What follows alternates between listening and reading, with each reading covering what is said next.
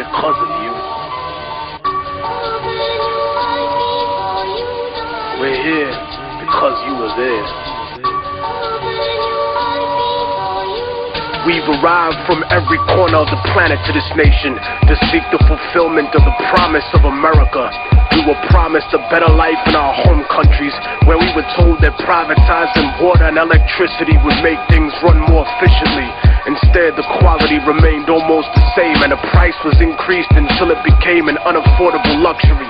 Some corporations are more efficient in government, but their motivation is not the health or well-being of the people. It's only about profit.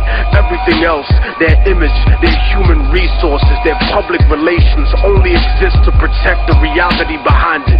Once upon a time, we were told that nationalization would prevent growth by limiting competition, that our countries were nothing without the companies that invested in us, and so they privatized everything.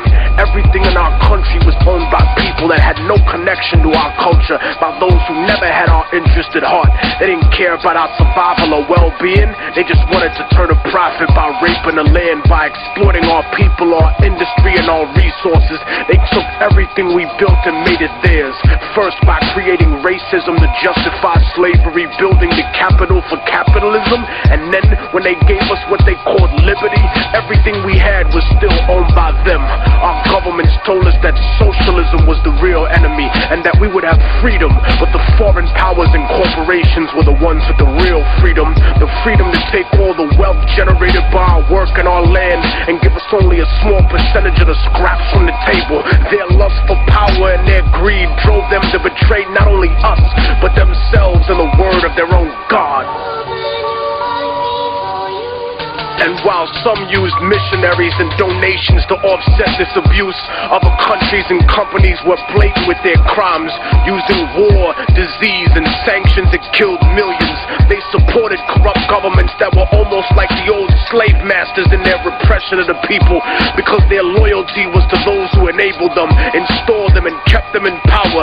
They became the bastard children of American industry, kleptocracies, governments of thievery. They protected the corporations and went to war against their own people to preserve those profits.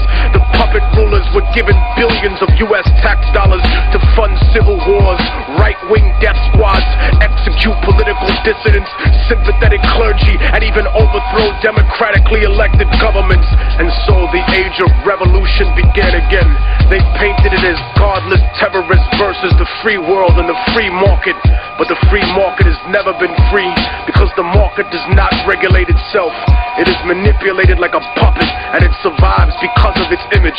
Destroy the image and the enemy will die.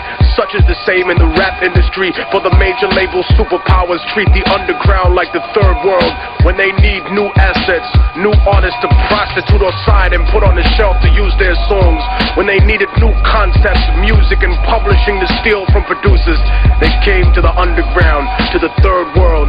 They took our culture, our property, and our industry and our resources, even using our own people to help them exploit us.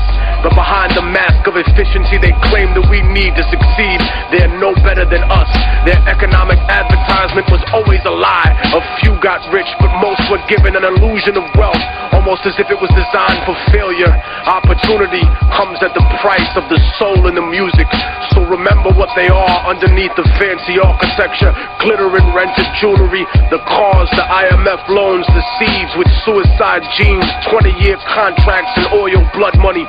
Build your defenses, my independent brothers and sisters. They'll stop at nothing to get what they want. They paint the third world underground as savage and backward, but the superpowers are no less corrupt. They've just learned to disguise it better, cause they fix elections too. They embezzle tax money, they go to war for resources, they fund terrorism for their own benefit. And when there's enough at stake, history's taught us that they'll even assassinate their own presidents.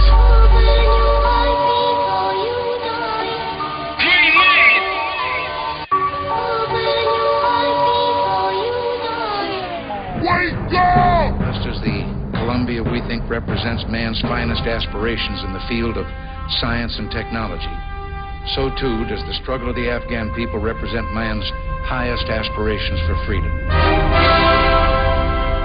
I am dedicating on behalf of the American people the March 22nd launch of the Columbia to the people of Afghanistan.